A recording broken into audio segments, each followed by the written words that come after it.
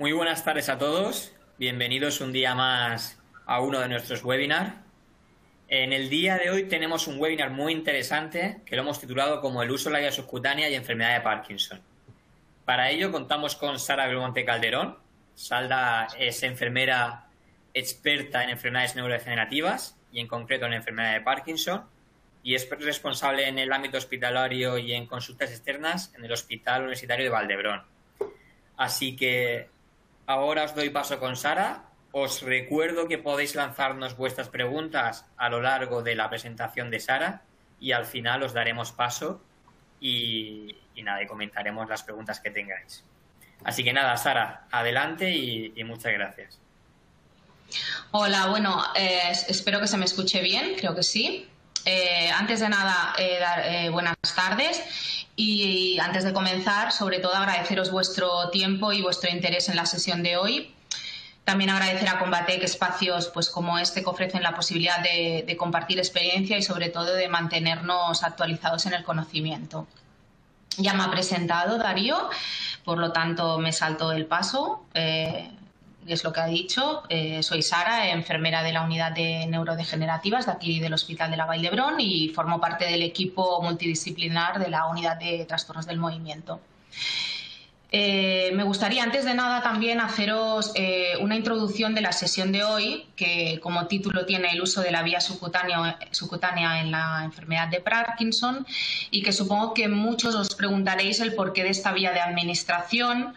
Y bueno, supongo que otros tantos también os podréis preguntar qué es la enfermedad de Parkinson. Entonces, por eso mismo empezaré a definir, pero a grandes rasgos, la enfermedad de Parkinson, sus síntomas, el diagnóstico y el tratamiento. Pero me voy a centrar en apomorfina, que es la terapia que requiere la vía de administración subcutánea y que la requiere pues, para su administración. Y a partir de ahí compartiré con vosotros las características de los dispositivos de infusión, os daré mi opinión y concluiré pues, con mi actividad a día de hoy en el manejo de la terapia en consulta. Bueno, vamos a empezar entonces. En esta primera diapositiva vemos la enfermedad de Parkinson, su definición. Y como os he comentado a grandes rasgos, la enfermedad de Parkinson se conoce como un trastorno neurodegenerativo caracterizado fundamentalmente por una alteración del sistema dopaminérgico, ¿no? Por una falta de dopamina. ¿Qué es la dopamina? Pues bien, la dopamina es un neurotransmisor que ayuda a controlar los movimientos. En el momento del diagnóstico de la enfermedad de Parkinson, aproximadamente ya un 70% de las neuronas dopaminérgicas, es decir, de esta dopamina, ya se ha degenerado y entonces aparecen estas alteraciones en el movimiento, en el equilibrio y en la marcha. ¿Cuáles son los signos y síntomas de la enfermedad de Parkinson? A día de hoy hemos dado siempre mucha importancia a los síntomas motores, pero no nos podemos olvidar en ningún momento de los síntomas no motores. Síntomas motores, pues la bradicinesia, que es la lentitud de movimientos, muy característico en la enfermedad de Parkinson, la rigidez, el temblor, alteraciones en la postura y en el equilibrio, pero como os he dicho, no nos podemos olvidar de los síntomas no motores, que a veces se diagnostican muchísimo más antes que la propia enfermedad, entre ellos la depresión, la ansiedad, trastornos del sueño, dolor y estreñimiento. Y a partir de aquí es muy importante dar educación al paciente para que él ya empiece a identificar cuáles son sus periodos on y sus periodos off, es decir, los momentos en los que el paciente se encuentra bien y es capaz de mantener su actividad de vida diaria, que sería el on, el periodo on, con una respuesta a los fármacos, y el periodo off, que es cuando el paciente ya no se encuentra en capacidad de hacer sus actividades de vida diaria porque está con estos síntomas característicos de la enfermedad que os he nombrado, motores y no motores. Los datos demográficos os los he puesto así porque me parecen del todo apropiados y que pueden incluso llamarnos la atención. En 1990 habían 3 millones de pacientes diagnosticados. En el 2015, 6 millones, doblamos la cifra, y en el 2040 se estima que 12 millones de pacientes serán diagnosticados de la enfermedad. A día de hoy en España hay un aproximado, más de unas 160.000 personas afectadas de la enfermedad. Creo que son datos a considerar y importantes, ¿no?, para plantearnos cómo enfocar la enfermedad. El diagnóstico, pues el diagnóstico fundamentalmente es clínico, es decir, el neurólogo a través de de la historia clínica y después de su exploración, la exploración neurológica del paciente, va a definir los síntomas que tiene el paciente en ese momento. Y ahí pues valorará la bradicinesia, como lo que hemos comentado, lentitud de movimientos, y a partir de ahí se le sumaría el temblor en reposo, la rigidez y la inestabilidad postural. Pero hago un hincapié, y es que no todos los pacientes que se diagnostican de enfermedad de Parkinson tienen temblor. La falta de temblor en reposo no va a excluir el diagnóstico por esto mismo, porque hay pacientes, incluso un 30%, en el que no lo vamos a ver el temblor. O sea, habrá pacientes que no cursen en su enfermedad, en el diagnóstico de esta enfermedad, con temblor. Sí que apoyaría el diagnóstico en la progresión de comienzo insidioso y asimétrico, la presencia de temblor de reposo y otros signos motores y no motores, y sobre todo una buena respuesta del paciente a la medicación antiparkinsoniana y, evidentemente, la ausencia de otras causas secundarias. Pasaríamos entonces a clasificar la enfermedad de Parkinson. Es importante que cuando hay un diagnóstico reciente, cuando al paciente se le diagnostica de la enfermedad, va a pasar por lo que nosotros no, sino que hay una clasificación por un estadio, que es el estadio de Jonah-Guiar, que lo vemos aquí abajo, que definirá al paciente por estadios 1, 2, 3, 4 y 5, y a partir de ahí clasificaríamos en un diagnóstico reciente una afectación más moderada y una afectación más severa del paciente.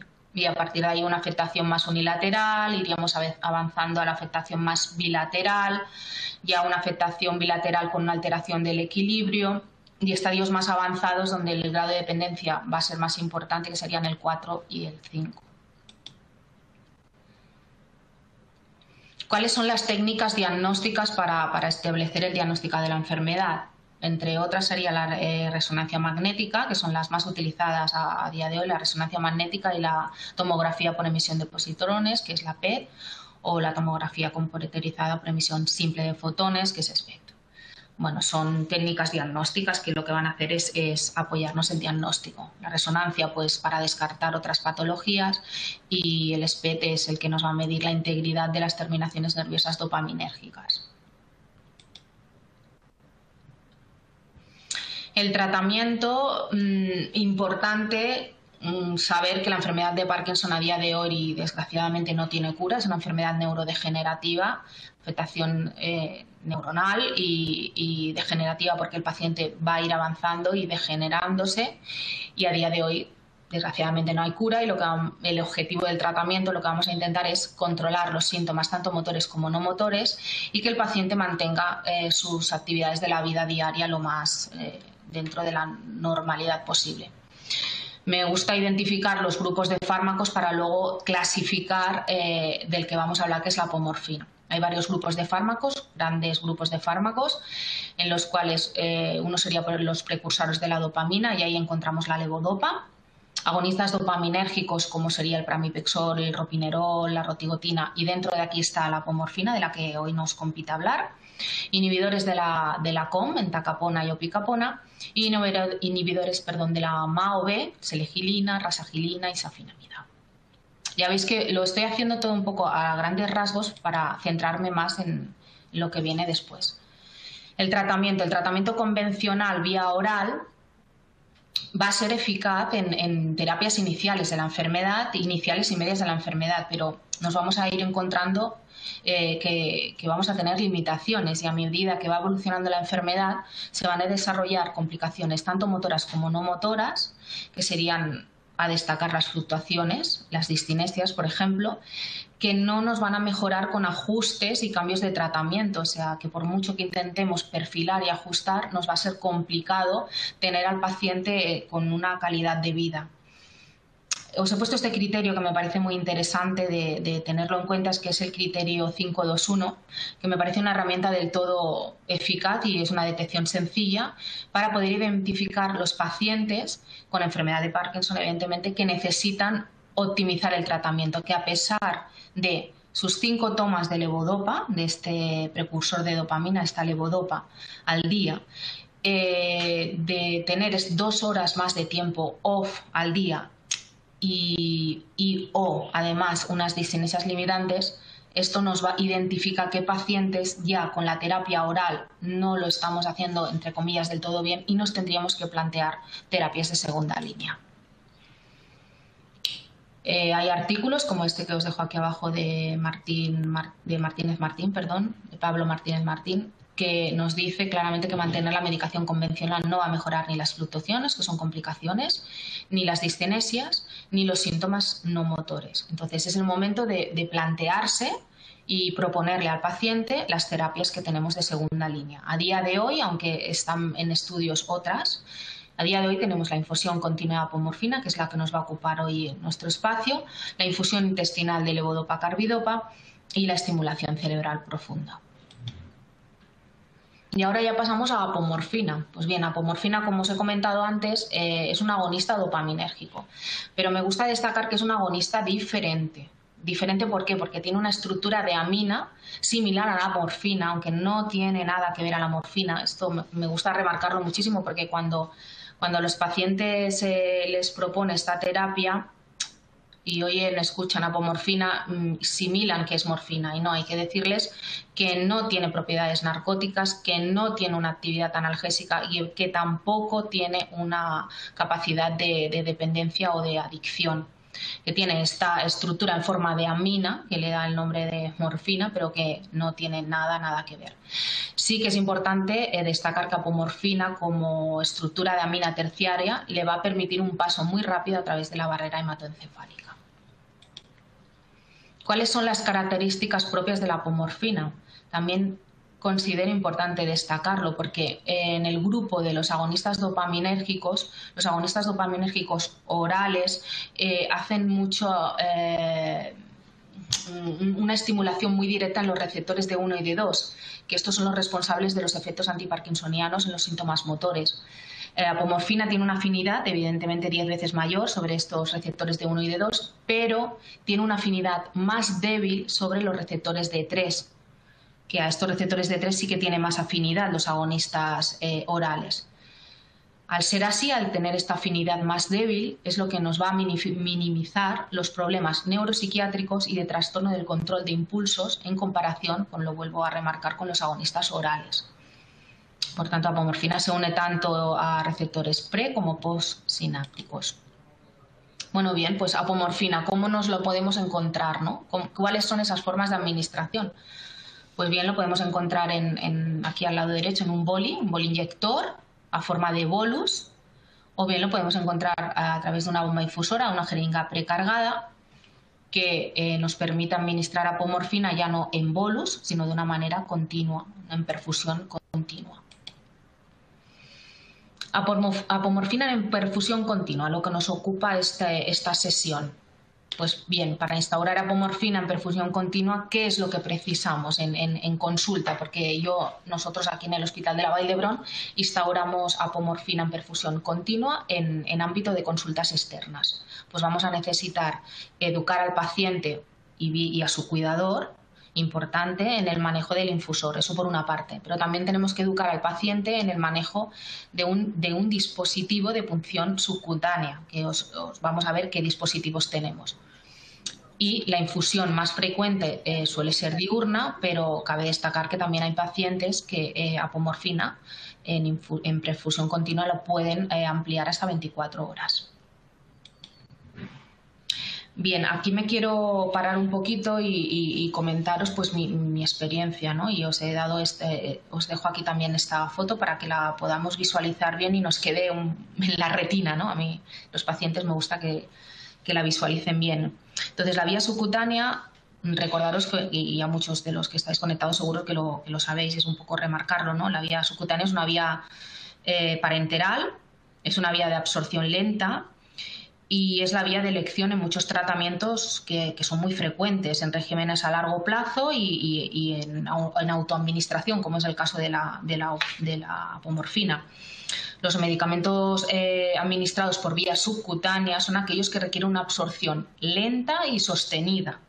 Y el medicamento apomorfina se inyecta en la hipodermis, donde es lento el flujo sanguíneo y, por tanto, más lento y más estable la tasa de absorción en comparación con la vía intramuscular. Pues bien, apomorfina, ¿dónde la vamos a instaurar? En tejido subcutáneo, ¿no? En vía subcutánea. ¿Qué tenemos que valorar? Que el tejido subcutáneo sea sano. ¿Cuál es el tejido subcutáneo sano? Pues vamos a valorar que la piel no esté dañada, no vamos a indicarle a nuestro paciente ni al cuidador que haga una punción en una cicatriz o en una estría, porque eso es tejido subcutáneo dañado. Entonces hay que explicarle bien al paciente y a su cuidador las zonas adecuadas de punción. A mí me gusta decirles que las zonas más adecuadas, y esto ha sido mi manejo clínico, es en elección primero la glúteo lumbar, que es esta que os señalo aquí por encima justo por debajo de la zona lumbar, estas dos zonas marcadas. La baja escapular, que sería la parte, estamos hablando de la parte de la espalda del paciente, y luego ya iríamos a la zona abdominal. Yo la zona abdominal no me gusta de elección, de primera de elección, porque el tejido abdominal es un tejido cojín, que digo yo, y entonces el movimiento, el recambio de ese tejido es más lento. En cambio, en la parte glúteo lumbar, y baja escapular, el recambio es más rápido y la absorción es más buena. Y luego ya como evidentemente zona de elección es los brazos y las piernas, pero yo intento evitarlos porque no es práctico para el paciente. Como es una bomba infusora con una alargadera, llevarlo aquí es un poco complejo. Y luego, por otra parte, también comentaros que a mí me gusta que el paciente no esté directamente viéndose el perfusor, porque es muy consciente de su enfermedad. Entonces, si va pinchado en zonas de la espalda, él no se lo ve y es menos consciente de su enfermedad, no está recordando todo el rato la enfermedad. Y además el manejo de las manos que tenemos delante, si no está pinchado en el abdomen, pues es más fácil. Y sobre todo, y muy, muy, muy importante, la rotación. No podemos pinchar siempre en el mismo sitio. Hay que comentarle al paciente que ha de rotar y masajear las zonas de punción. No en el mismo momento que retira la aguja, sino a posterior. No estamos pinchando en vía intramuscular, estamos en vía subcutánea. Si justo retirar la aguja hacemos una movilización, pues va a salir esa apomorfina, no se va a quedar. No es como el tejido intramuscular que retiras la aguja, contraes, contráctil y no se produce. Aquí sí, entonces se extravasa y hay riesgo de infección y de una manipulación no correcta. Sabéis que me he querido centrar en esta porque la considero una de las diapositivas para mí más importantes. Seguimos pues y explicaros que evidentemente cualquier dispositivo bien utilizado, bien insertado en tejido subcutáneo nos va a servir. Este es el caso, por ejemplo, de la palomilla. La palomilla, pues sí, es un tipo de dispositivo que nos sirve, pero las características de la palomilla es una aguja metálica con una largadera y una longitud estándar. A mi modo de ver, una longitud escasa porque es muy cortita, es tan solo de 30 centímetros y tanto la aguja como esta largadera son partes indivisibles, no se pueden separar. La inserción tiene que ser una inserción manual, la punción tiene que ser a 45 grados, va a precisar de una fijación que la palomilla no tiene, o sea, al paciente le tienes que decir que se tiene que buscar un apósito adhesivo, que enseñarle cómo fijar la palomilla. Esta aguja queda insertada dentro del tejido subcutáneo, esta aguja metálica que tiene una dimensión de unos 20-15 milímetros, no existe longitud menor, o sea, esa aguja metálica queda ahí. Evidentemente, cuando le enseñas la aguja al paciente, esto es un mayor impacto visual. Ya he comentado que la largadera es estándar y claro, si esta agujita, aunque esté bien insertada, se nos mueve, nos puede producir problemas locales, tales como son la induración, nódulos, edema, enrojecimiento, nos puede provocar, si no está bien pinchado, un hematoma. Yo creo que le puedes explicar muy bien al paciente cómo se debe hacer, pero al final es más complejo. Y esto puede producir, y es mi experiencia, pues baja adherencia al tratamiento, que lo que nos interesa en definitivas cuentas es que el paciente lleve el tratamiento y tenga calidad de vida con él. Ahora bien, comparamos entonces con Neriagar, que es el dispositivo del que hoy hablamos. Neriagar es un set de infusión, se considera set de infusión, y por un lado está lo que sería la aguja, y por otro lado tiene alargaderas de varias longitudes, que nosotros utilizamos la de 60, que ya nos parece del todo adecuada, y estas dos partes no se pueden separar, van separadas en el kit. Es una inserción automática, es decir, que el paciente simplemente tiene que apretar el botón, la aguja dispara y se retrae. Eso quiere decir que se retrae dentro del paciente, no ve la aguja en ningún momento. La punción es a 90 grados, lo cual nos dice exactamente que ha quedado en tejido subcutáneo, en la zona donde nosotros queremos, con una aguja de 9 milímetros, o sea que es chiquita, y el calibre es de 27G. Ya lo he comentado, la inserción es a través de una punción, aprietas y es rápida, es poco dolorosa y es muy segura, porque queda con el adhesivo muy, muy bien enganchada. Evidentemente el impacto visual para el paciente no tiene nada que ver, porque en ningún momento, como he dicho, va a ver la aguja. Además lleva ya incluido un apósito autoadhesivo que es hipoalergénico, que deja transpirar la piel, es impermeable al agua y nos asegura una muy buena adhesión a la piel. La canulita que queda dentro del tejido subcutáneo no es una aguja, como en el caso de la palomilla, no tenemos una aguja metálica, sino que queda un teflón que es flexible y el paciente no nota. Tenemos varias longitudes para escoger, nosotros escogemos la de 60 y ello pues evidentemente nos va a disminuir los problemas locales de induración, edema, enrojecimiento que comprometan la absorción del medicamento. Evidentemente los pacientes, cuando les enseñas este dispositivo y cuando pinchan, les es mucho más cómodo. La manipulación es muy fácil y además es bioseguridad. Es decir, una vez la aguja pincha, se retrae y tú ya no te puedes pinchar, que esto creo que es muy importante. En el caso sobre todo de los cuidadores que están manejando una aguja y no se están pinchando ellos, sino que están pinchando al paciente. Ellos no se van a pinchar con esa aguja que han pinchado. Pues bien, aquí os dejo una de las conclusiones en las cuales se demostró que los pacientes prefirieron una línea de infusión para la terapia de apomorfina porque tenía un diseño de aguja fina con una técnica de inserción 90 grados, las características que os he ido comentando y evidentemente porque resultó más fácil de insertar que una línea mariposa, o sea, se comparó la palomilla con la técnica de inserción 90 grados de la Neria. Y evidentemente esto lo asoció a menos efectos adversos como dolor, nódulos o accesos ocasionales en el sitio donde hacemos la inyección. Y eso evidentemente pues lleva a lo que hemos comentado, a un mejor cumplimiento del régimen terapéutico. Dispositivo Neriagar, pues concluyendo, todo ello supone una mayor adherencia al tratamiento farmacológico, además de una mayor independencia y autonomía para paciente y cuidador. El nivel de confort, evidentemente, muchísimo más elevado, que propone pues, poder utilizar incluso y plantearnos incluso utilizar la terapia 24 horas o incluso pacientes que la utilizan solo en la noche y en consecuencia, pues lo que hemos comentado, muchísima mayor calidad de vida de los usuarios, de nuestros pacientes, en nuestro caso no los pacientes con la enfermedad de Parkinson. Me encanta este estudio. Es un estudio que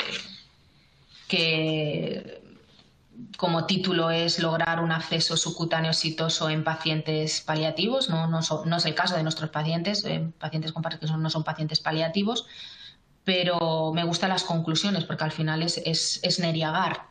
Y el artículo en esta revista, que es una revista internacional de enfermería paliativa, Os dejo abajo también por si os interesa leerlo, en el volumen 4, el número 6, nos detalla que la administración subcutánea de medicamentos es una ruta bien reconocida para administrar terapias prescritas y que evidentemente los avances tecnológicos en dispositivos de infusión y apósitos pues pueden resultar métodos efectivos y bien tolerados para infusiones continuas, en ese caso nuestro de nuestra terapia de apomorfina.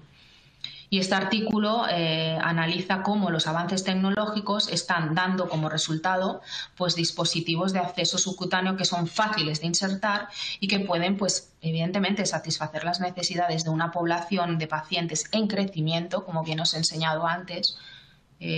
Cada vez tenemos más pacientes de enfermedad de Parkinson. Y además de cumplir con las últimas pautas de bioseguridad, de seguridad de objetos cortopunzantes. La combinación de estos, con evidentemente la educación, que es competencia de enfermería, pues seguro que nos resulta pues, de una mejor atención a nuestros pacientes. Os voy a pasar ahora el vídeo y así paramos así un poquitín, que llevamos media hora, del dispositivo Neriagar para que lo veáis y veáis que es de muy fácil manejo y muy fácil inserción. Vamos allá pues, a ver si sale bien.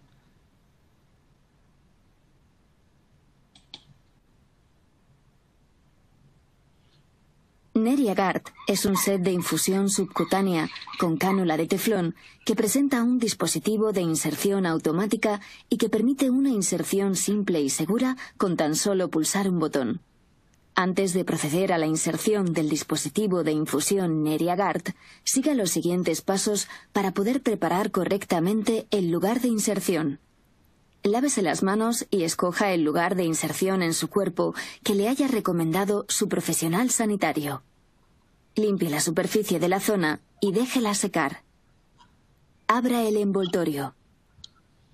Retire suavemente el papel protector del adhesivo. Retire el protector del dispositivo de inserción. La dirección de las flechas indica el lugar por el que se conectará la línea después de la inserción. Coloque el dispositivo de inserción sobre la piel y pulse el botón rojo. El dispositivo de inserción funciona automáticamente insertando la cánula en el tejido subcutáneo. Presione el adhesivo sobre la piel. Retire el papel que recoge el tubo. Conecte el tubo a la bomba de infusión o a la jeringa. Retire el tapón de la línea de infusión y cebe el tubo según indicado por su profesional sanitario. Conecte el tubo. Ahora ya está listo para administrar su medicación. En caso necesario, puede utilizar la ventana transparente que le permite la visualización del punto de infusión. Neriagard permite desconectar temporalmente su bomba de infusión sin retirar el equipo de infusión. Utilice los tapones para cerrar la línea. Después de su uso, puede retirar el equipo de infusión levantando suavemente el adhesivo. Esperamos que esta guía le haya sido de utilidad.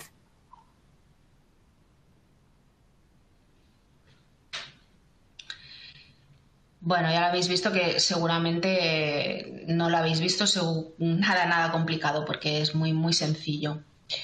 ¿Vemos todos bien la siguiente presentación? Sí, yo creo que sí. Sí, vale. Bueno, ahora pasaría yo a explicaros en la consulta de enfermería experta en enfermedad de Parkinson qué es lo que yo hago, ¿no? Pues bien, en el servicio de neurología del Hospital Universitario de la Vall d'Hebron, que es donde yo trabajo, la creación de la consulta de enfermera experta en enfermedad de Parkinson ha sido clave para que el paciente reciba un cuidado enfermero adecuado en los diferentes estadios de su enfermedad. La consulta de enfermería experta en enfermedad de Parkinson ofrece un cuidado personalizado e integral a las personas con enfermedad de Parkinson, pero no solo a los pacientes diagnosticados de la enfermedad de Parkinson, sino a su familia y a su red de apoyo. Me refiero a sus cuidadores, que son parte esencial del paciente, y ejecutándose en cada consulta un plan de intervención mediante la aplicación del proceso enfermero.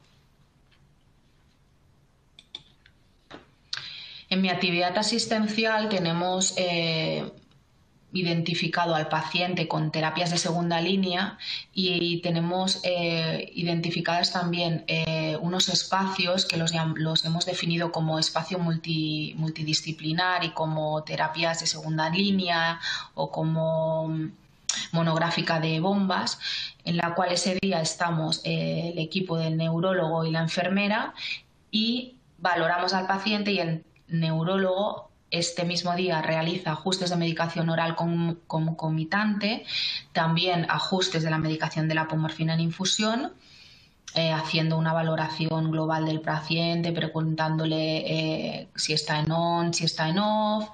Y durante los primeros 3 meses es súper crucial para poder ajustar y optimizar el tratamiento de la manera más adecuada. Esta es la parte que dijéramos del neurólogo, la parte médica. Luego la parte de la enfermería, que es en la que yo estoy más involucrada, es el manejo adecuado del perfusor, educar y reforzar que el paciente esté manipulando bien el perfusor, que esté manipulando bien las dosis y los cambios indicados por el neurólogo, si se puede administrar dosis extras, cómo la enciende por la mañana, cómo se administra estas dosis, cómo carga el infusor, el manejo en general del infusor, y luego, por otra parte, el manejo adecuado del dispositivo subcutáneo. Y ahí me gustaría, pues, lo que os he comentado en aquella transparencia, ¿no?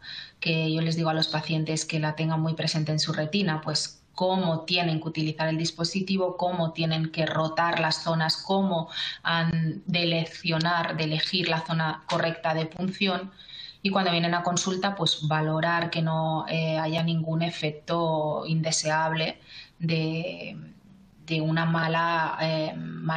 mal manejo del dispositivo. Y luego, a partir de ahí, pues agendar las visitas de seguimiento. Hay visitas de seguimiento que son exclusivamente de enfermería, si detectamos que haya algún manejo inadecuado del perfusor o del dispositivo subcutáneo, y otras que son, pues, conjuntas, neurólogo y enfermería. En definitiva, el objetivo va a ser, pues, garantizar que los pacientes pueden manejar el tratamiento de la forma autónoma o bien de forma con soporte o con ayuda de su cuidador. Conclusiones, pues enfermería especialista en la enfermedad de Parkinson. Aquí estoy considerada como un miembro vital en el equipo de la unidad de trastornos del movimiento. Realizó una contribución especialmente importante asegurando la adherencia a la terapia y proporcionando educación, capacitación y apoyo continuo a los pacientes y sus familias, y estando, pues, siempre disponible como respaldo cuando surgen problemas. La contribución de la enfermería especialista en enfermedad de Parkinson puede apreciarse a lo largo de todo el proceso de la terapia, desde la instauración hasta luego durante las visitas sucesivas, es decir, desde la selección del paciente hasta pasando por la titulación de dosis, es decir, sobre la optimización de la terapia, el mantenimiento del tratamiento y reeducar si hay efectos indeseables o efectos adversos. Y hasta aquí hoy la sesión, y no quiero olvidarme, pues, de compartir con vosotros, que me complace haber, pues, compartido de nuevo con vosotros y con vosotras este espacio de formación para enfermería y para otros equipos que os hayáis conectado, y que me comprometo y que contéis conmigo, pues, como soporte en lo que decidáis más adecuado en el manejo de la terapia de apomorfina en vuestro hospital. Os dejo aquí mi email y supongo que ahora es el turno de preguntas, y en la medida que pueda, encantada de responderlas. Perfecto, Sara. Pues nada, en primer lugar, muchas gracias por la sesión de hoy. La verdad es que ha sido muy educativa, en la que seguro que todos hemos aprendido bastante. Así que, como bien has dicho, ahora es el turno de las preguntas. Os recuerdo que tenéis un chat a vuestra disposición, en el que a través de él, pues, podéis preguntarnos a Sara lo que consideréis. Y voy a empezar con una pregunta que nos hace Eva de Valencia. Nos dice: ¿cuáles son las complicaciones más frecuentes que suelen aparecer en estos pacientes? Complicaciones, supongo que se refiere al uso de la vía subcutánea, las complicaciones de la piel, ¿no? Se referirá por el manejo del dispositivo subcutáneo con la medicación de la pomorfina. Sí, por un lado, cuando el paciente viene a consulta el primer día, ¿no?, que hemos instaurado el tratamiento, al segundo día que viene a revisión, pues tenemos que valorar si el apósito le produce alergia, por ejemplo. Hay veces que vemos una zona enrojecida, como un pequeño chupetón, ¿no? Pues esto nos detecta que es pues el enrojecimiento o eritema producido por el apósito. Si bien vemos una zona más extensa, más enrojecida, caliente, que la tocamos que está caliente, yo aquí diría que pudiera ser que nos planteáramos si es alérgico a algún componente de la apomorfina, que también se han dado pocos casos, pero también se dan.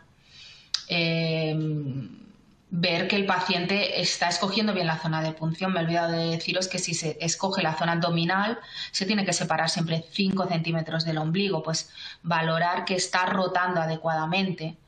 Y complicaciones más, aparte de que veamos un enrojecimiento, muchas veces, a mí no me gusta, pero muchas veces nos dicen, ha dejado el tratamiento por nódulos. Si dijéramos que ha dejado el tratamiento por nódulos, muchísimas terapias que son de vía subcutánea abandonarían los pacientes el tratamiento. No. Hay que educarlos bien a rotar las zonas de punción, a eleccionar bien esas zonas de punción y a que tengan un buen manejo. Y si lo hacen así, nosotros tenemos pacientes con apomorfina, igual ya llevan casi 15 años en tratamiento. O sea, efectos secundarios, no. Y los nódulos, si los pacientes van haciendo rotación, masaje, no se dan. En el caso de que haya un poquito de enrojecimiento o así, pues hay pomadas con un poquito de corticoide que hacen que disminuya el enrojecimiento y a veces se solventa así.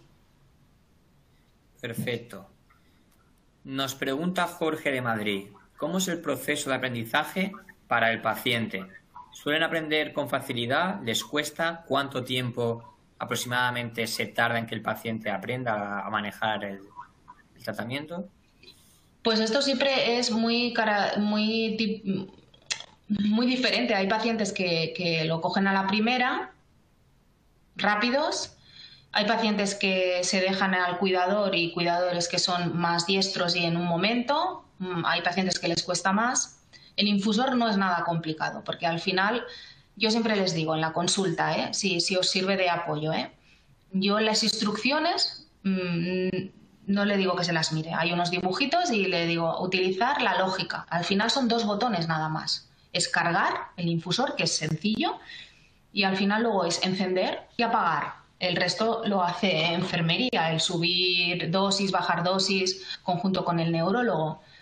Entonces, a mí me lleva media hora, puede ser, el instaurar y que lo vean media hora. Y luego a lo mejor 1 hora, hora y media más, porque sí que me gusta quedarme al paciente en consulta, y si no puede ser en consulta, pues en la sala de espera para ver que no hay ningún efecto adverso. Pero sí que es cierto que yo empiezo con dosis que no tienen efecto, o sea, empiezo con 1 miligramo hora. Y entonces, al empezar a 1 miligramo hora, les digo a los pacientes y cuidadores, se trata de que no notéis nada. Se trata de que os vayáis de aquí sin ningún efecto adverso. Y si es así, pues seguimos la terapia. Entonces, va a depender. Hay pacientes que lo cogen a la primera y cuidadores a la primera y otros no. Yo me reservo en espacio de consulta como primera visita 45 minutos y luego como una visita sucesiva de media horita más. Eso es lo que yo hago, pero bueno, cada uno puede adaptarse. Genial. Otra pregunta que nos hacen es relacionada con el diagnóstico. Nos dicen que ¿por qué cuesta tanto diagnosticar a un paciente de enfermedad de Parkinson? ¿Por qué se demora tanto en el tiempo? Bueno, esto es una pregunta que es un poco más dirigida al neurólogo, ¿no? Porque no es mi actividad asistencial el diagnosticar al paciente. Supongo que diagnosticar tanto demorar, no. Hay muchos pacientes que igual al principio empiezan con síntomas no motores, que son más visuales, y a lo mejor quizá por eso se tarda en diagnosticar. Pero no creo que me compita mucho a mí decir por qué se tarda o no. A lo mejor, si quieres que me la detalláis y yo esta pregunta la transfiero a nuestro neurólogo, pero creo que es más competencia de un neurólogo concluir esta pregunta, ¿no? No sé. Perfecto, sí, sí, tanto, estoy de acuerdo contigo. Vale, nos dicen también que cómo es el seguimiento que hacéis, o que haces tú en concreto en consulta a los pacientes con el dispositivo y con el tratamiento de apomorfina. Es decir, los pacientes de larga duración, ¿cada cuánto van a revisión? Si son revisados en un centro de atención primaria, es decir, ¿cómo es el seguimiento que les haces a este tipo de pacientes? Esto va a depender mucho del equipo multidisciplinar. Yo trabajo con 3 neurólogos aquí en el hospital, el doctor Hernández, el doctor Uriol de Fábregas y la doctora Victoria González. Y bueno, sí, se dice muy, muy rápido así, cada maestrillo tiene su librillo, pero al final, como equipo multidisciplinar, nosotros vemos a los pacientes cuando estamos en periodo de titulación, de optimización, lo vemos día sí, día no. Es decir, instauramos, así por hacerlo un poco en un algoritmo, ¿no? Instauramos un lunes la terapia, lo vemos el miércoles, una visita ya, la visita del lunes es más larga, la visita del miércoles ya es más rápida y lo volvemos a ver un viernes. Y luego lo volvemos a ver también el lunes. Pero son ya, tanto miércoles como viernes como lunes, ya son unas visitas más rápidas. Es simplemente ajustar tratamiento, subir, quitar. Son visitas 20 minutos, como las visitas de 20 minutos al neurólogo, y yo a lo mejor me estoy un poco más para las zonas, lo que hemos hablado, las zonas de punción. Una vez el paciente lo hemos considerado que ya está titulado, que está optimizada su dosis, lo vemos cada 3 meses. Nosotros damos el material punzante aquí en el hospital. No, los pacientes no lo recogen en el centro de salud. El dispositivo Neriagar lo recogen aquí. Me encargo yo de valorar cuándo vuelve a la visita y cuántas agujas necesitaría. Siempre doy una más por si ya tienen difícil manejo. Entonces, como ya citamos a la siguiente, yo también le doy, dispenso las agujas. Pero los vemos luego cada 3 meses. Evidentemente el paciente tiene un soporte, en el cual nosotros trabajamos con Italfármaco y nos da un soporte externo. Entonces, enfermería, si hay algún para envío de materiales o hay alguna alerta, que el paciente puede contactar con nosotros aquí en Secretaría de Neurología.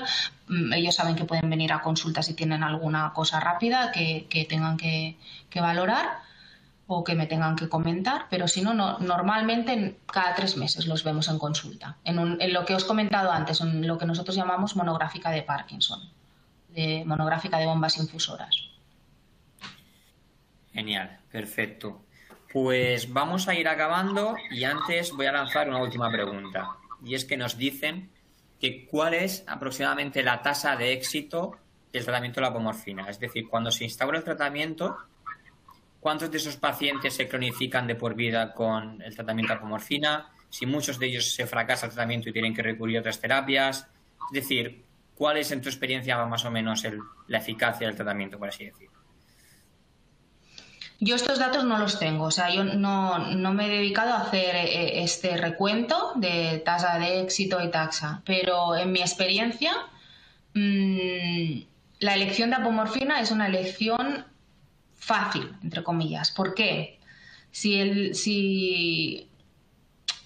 Por explicar un poquito mi actividad, o sea, el neurólogo decide que un paciente es candidato a terapias de segunda línea. Se cita en mi consulta, el neurólogo ya me enfoca un poco hacia qué terapia él cree que va a responder mejor el paciente, pero al final el paciente, recordemos que estamos en el empoderamiento del paciente y el paciente tiene que decidir qué terapia va a escoger y con qué terapia él se va a ver más cómodo. Evidentemente el neurólogo es el prescriptor y decide la terapia también. Es un poco una elección entre todo el equipo multidisciplinar, entre pacientes y cuidadores. Cuando ya hemos decidido la terapia, elegir apomorfina es sencillo, porque si no funciona, que no suele ser, la retiras y fuera, no vuelves a pinchar y ya está, es sencillo. Entonces la tasa de éxito, si hay un paciente bien eleccionado, pues eres perseverante y si el paciente y los cuidadores tienen dificultades, los haces venir más a consulta y estás más pendiente de ellos, apomorfina va bien, no responden bien.